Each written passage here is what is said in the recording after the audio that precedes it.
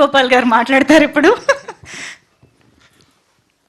అందరికీ నమస్కారం. మీడియా మిత్రులందరికీ, స్టేజ్ మీద ఉన్న పెద్దలు, డైరెక్టర్ ఆర్జీవి గారికి అండ్ అజయ్ గారికి, శశి గారికి, అందరికీ. Demand colony to Suresh Reddy గారు నాకు చాలా సంవత్సరాల నుంచి మిత్రులు. డిస్ట్రిబ్యూషన్లో నేను లాస్ట్ సినిమా కూడా నేను చేసిన సినిమా కూడా డిస్ట్రిబ్యూట్ చేశారు. అప్పటి నుంచి రకరకాలుగా షేర్ చేసుకుంటుంటాం మంచి మంచి కథల గురించి. అప్పుడు ఈ డిమాండ్ కాలనీ 2 అనే సినిమా కొనబోతున్నానగానే వెంబడే చెప్పాను నేను, చాలా బాగుంటుంది సినిమా.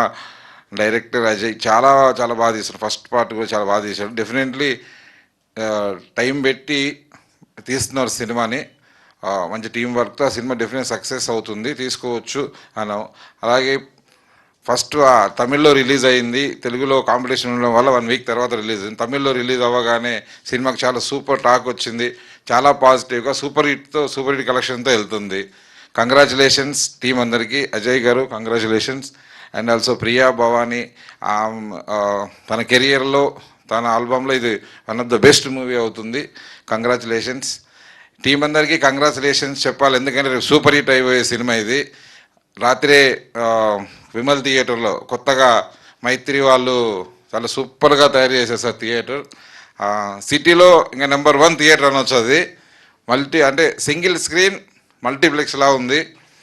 చాలా ప్యాషన్గా, కమర్షియల్గా కాదు, చాలా ప్యాషన్గా తయారు చేసిన థియేటర్లా ఉంది.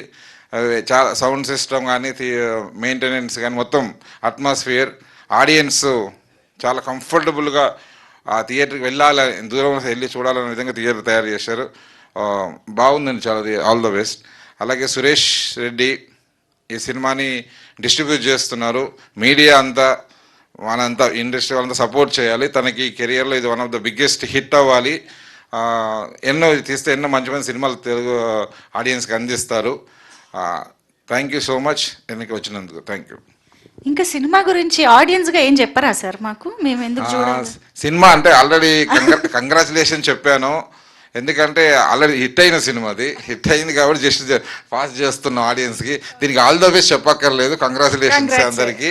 థియేటర్లో అంటే cinema good, very very good experience. Next అంటే మేము కథలు, నేనంతా ఫ్యామిలీ ఎంటర్టైనర్స్, యూత్ సినిమాలు చేస్తుంటాం. కథ ఇలా ఉండాలి, ఫార్ములా అని ఓ కథలు వేసుకుంటూ మినిమం గ్యారెంటీ ఉండాలని చేస్తాం. కానీ ఏ మాత్రం లెక్కలు లేకుండా, కొలుతలు లేకుండా తీశాడు. నేను జస్ట్ ఆడియన్గా ఎంజాయ్ చేశా.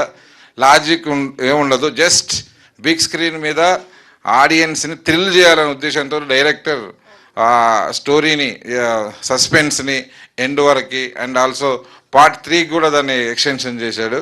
పార్ట్ 3 కూడా చాలా బాగా ఉండబోతుంది. పార్ట్ 3కి ఆల్ ద బెస్ట్. దీనికి కంగ్రాచులేషన్స్. పార్ట్ 3కి all the best. Thank you so much.